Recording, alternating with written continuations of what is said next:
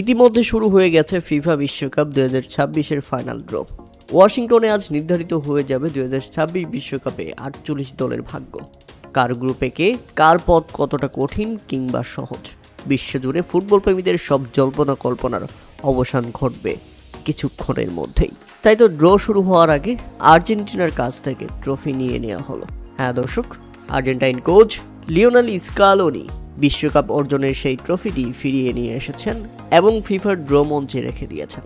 আজকে থেকে আর্জেন্টিনার কাছ থেকে এই ফুটবল ট্রফিটি নিয়ে নেওয়া হবে এবং তাদেরকে একটা রেপ্লিকা ট্রফি কিংবা সেই ট্রফির অনুকরণের মতো আরেকটি ট্রফি তাদেরকে দিয়ে দেওয়া হবে এবং এই পুরনো ট্রফিটি দিয়েই আবারও ফুটবল 2026 বিশ্বকাপ আয়োজিত হবে এবং নতুন চ্যাম্পিয়নের হাতে এই ট্রফিটি আবারও দিয়ে দেওয়া হবে।